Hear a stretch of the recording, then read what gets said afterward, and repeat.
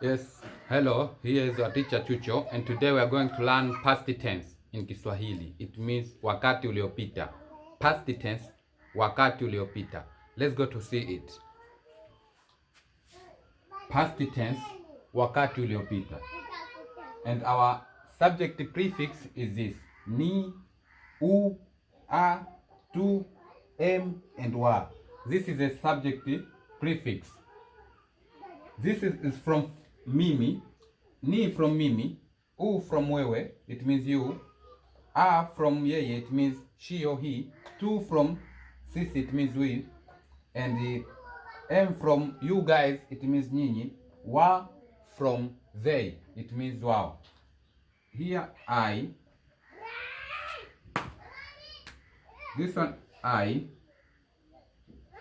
you, she or he, tu, we, you guys,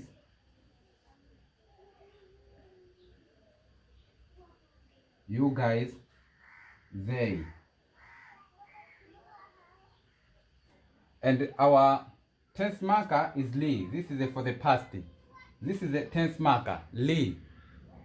For example, let's go to see. Nili jenga, I built. So, and our verb is this one. Yes, our verb is this one, 5. We can use. We have a lot of them. So we can use this 5. So, in Kiswahili, as the English, for example, in English, to build, to make, to jump, you can't use a to. Just the to you remove in order you use a jump when you use the tenses. And also in Kiswahili is the same. This ku stand as a to. You see, kujenga, to build, kucheza, to play, kuimba, to sing, kusema, to say, kupika, to cook. So we remove this ku in order to use jenga, cheza, imba, sema, pika. The first one can use nilijenga, I built. Nilijenga nyumba, I built a house. Nilicheza mpira, I played a ball. Nilisema, I said. And can use nilipika, nilipika chakula, I cooked a food. So this is our tense marker, and this is our subject prefix.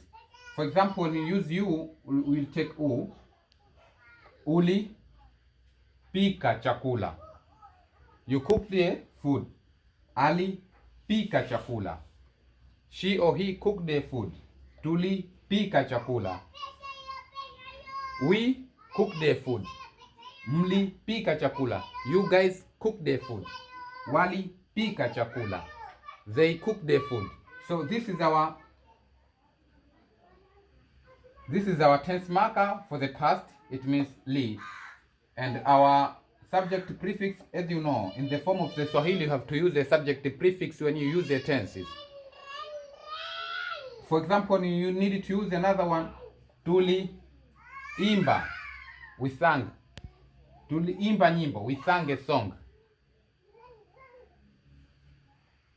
Ulicheza, you played.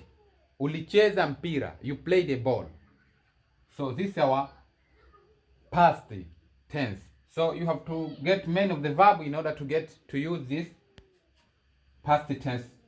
As you see, this is a formula for the past tense. You have to use a prefix in order to put a li, the tense marker, and then you can put a verb. Let's go to negative form. How we can use it to negative form? When you use to negative form like this, yes, let's go to see a negative form in past tense. The negative form in past tense, this is our subject prefix. So our subject prefix, this one.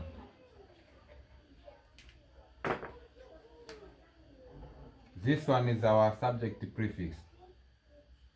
So in subject, we remove this subject prefix, you put another subject prefix also. This one. Ni, you put a C.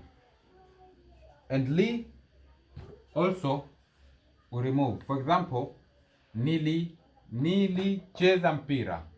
I played a ball. So we remove this ni, we put a C.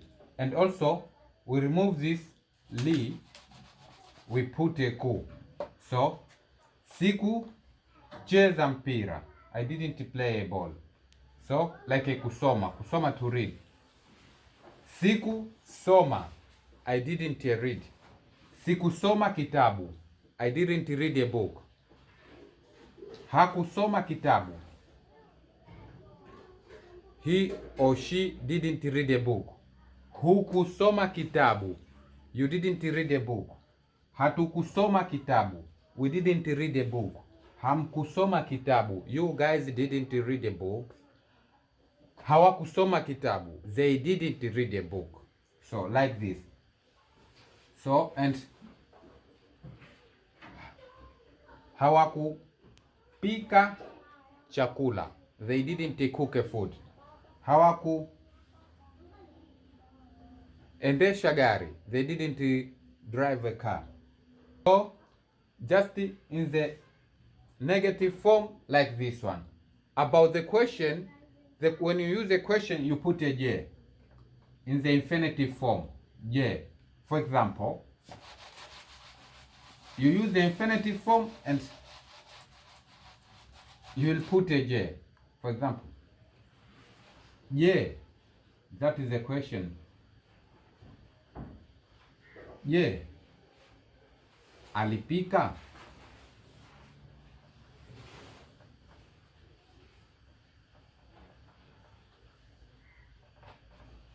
Je, alipika chakula? Je, alipika chakula? Did she cook a food or did he cook a food?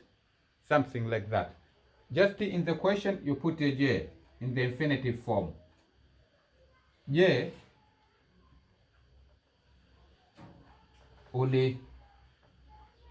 ulikula